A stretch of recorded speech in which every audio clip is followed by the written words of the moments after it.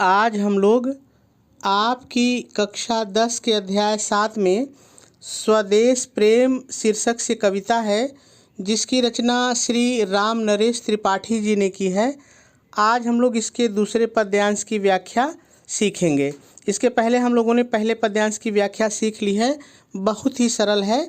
सबसे पहले हम लोग इसमें आए हुए सभी शब्दों के अर्थ देख लेते हैं, फिर व्याख्या करते हैं।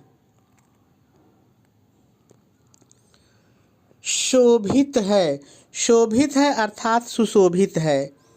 सर्वोच्च माने सबसे ऊंचा। मुकुट इसका वही अर्थ होगा, आप जानते हैं लोग सिर पर पहनते हैं मुकुट, तो वही रहेगा। से इसका भी वही अर्थ होगा। जिनके अर्थात भारत के महापुरुषों के।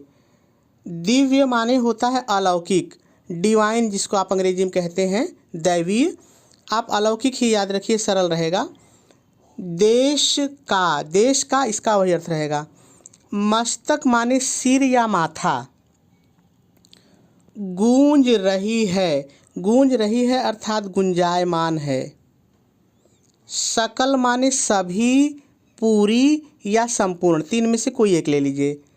दिशाएं इसका वही अर्थ होगा।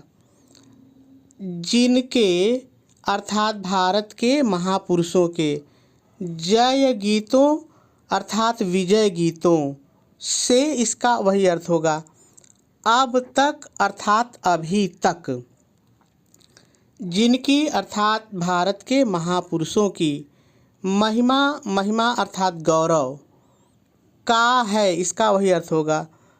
अविरल माने लगातार या अनवरत। साक्षी माने गवाह या प्रत्यक्षदर्शी।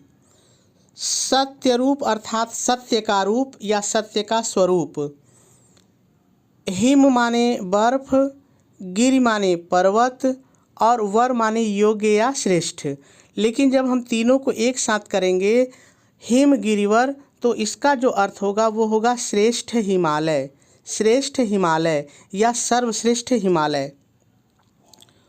उतरा करते थे इसका वही अर्थ होगा। विमान माने जहाज, वायुयान जिसको आप कहते हैं हवाई जहाज, ठीक है। दल माने समूह। जिसके अर्थात भारत के, यहाँ पे जिसके का अर्थ भारत है, ठीक है।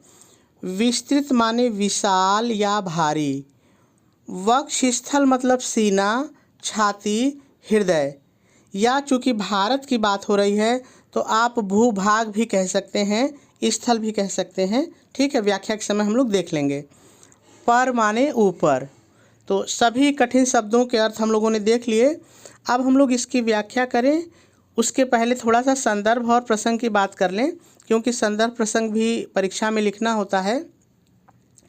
तो यदि संदर्भ की बात करें तो हम लोग इसका जब पहला भाग देख रहे थे तो वहाँ पे हम लोगों ने संदर्भ लिखा था, वही संदर्भ इस पूरी कविता के लिए होगा, तो आप पहले भाग से देख लीजिए। प्रसंग बार बार बदलता है, तो चलिए हम लोग प्रसंग लिख लेते हैं। और मैं बार बार कहता हूँ कि प्रसंग आपको बाहर से कहीं रटना नहीं होता है। कोई भी पद्यांश जिसमें कवि जो बात कहा रहता है उसी का एक छोटा सा हिस्सा हम प्रसंग बनाते हैं।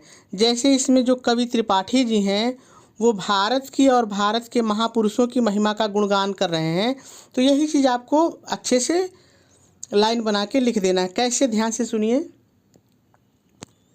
आप प्रसंग हेडिंग डालेंगे और डैश डालकर लिखेंगे, प्रस्तुत पद्यांश में कवि श्री राम नरेश त्रिपाठी जी ने भारत के महान पूर्वजों तथा भारत की गौरव गाथा का बहुत ही सुंदर वर्णन किया है।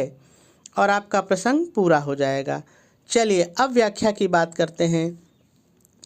आप व्याख्या हेडिंग डालेंगे, डैश डालेंगे और पहले थोड़ा सा अपनी तरफ से जोड़ के लिखेंगे। क्या लिखेंगे, ध्यान से सुनिए।